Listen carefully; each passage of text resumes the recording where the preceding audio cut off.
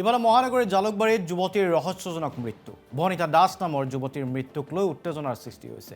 ঘটনাক সহজভাৱে ল'ব পৰা নাই অঞ্চলটোৰ ৰাইজে। যুৱতীগৰাকীৰ বাসগৃহত হুলস্থুলীয়া পৰিৱেশে বিৰাজ কৰিছে। চিপ লোৱা অৱস্থাত উদ্ধাৰ হৈছে ভনিতা দাস নামৰ যুৱতীগৰাকীৰ মৃতদেহ। যুৱতীগৰাকীৰ মৃত্যুক লৈ সন্দেহ প্ৰকাশ কৰিছে একাংশ লোকে। পৰিয়ালৰ লোকে অত্যাচাৰ উৎপীড়ন চলোৱাৰ অভিযোগ। বৰ্মাক আৰু বৰ্মাকৰ জীয়ৰীৰ বিৰুদ্ধে অভিযোগ উত্থাপিত হৈছে। ঘটনা সন্দৰ্ভত জালুকবাৰী আৰক্ষীত এজাহাৰ দাখিল কৰিছে। জালুকবাৰীৰ গাড়ীগাঁও অঞ্চলত সংঘটিত হৈছে এই ঘটনা আৰু ঘটনাক লৈ এতিয়া তীব্ৰ চাঞ্চল্য।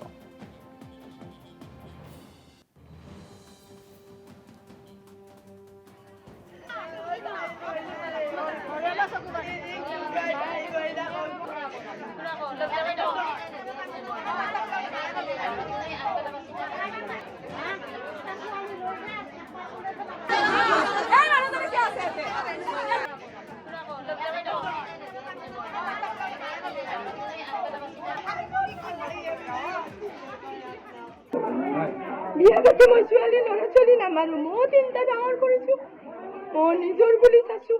আজি ভাবিয়াকে নেব নোৱাৰিব। নহয় মাকে কৈছি আপুনি বোলে নামক যাৰ আগে ছোৱালীটোক মাৰি থৈ গৈছে। দুয়োটাই একেলগে পকাত লৈ গৈছো, তাৰে গোটেই বাইদেউ দুয়োটাই চাহ খাইছো, দুয়োটাই চাই পকাত দিছি। তাৰে গোটেই বাইদেউ আছে, মই পকাত ডাঙাই নেওঁতে তাৰে গোটেই বাইদেউ। নহয় ছোৱালী এটা চুইচাইড কৰিব লগা অৱস্থা হ'ল। ছোৱালীটোক কৈ গৈছে মৰ, তই মৰবি, তই মৰবি, মোৰ হৈ কোনো নকয়, ক'বও নালাগে। মই সঁচা কথা কিনে কৈছো।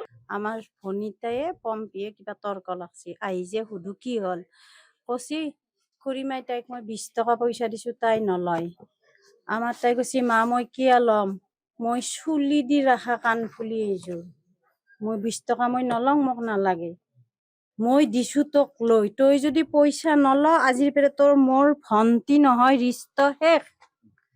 তই ভিনদৌ বুলি নামেতিবি, মোৰ বিয়া নাখাবি। তেতিয়া বৰমীয়াকে কৈছি এসপ্তাহ আগত বাপেৰে জীয়াৰে গুচি যাবি, এসপ্তাহ আগত গুচি যাবি।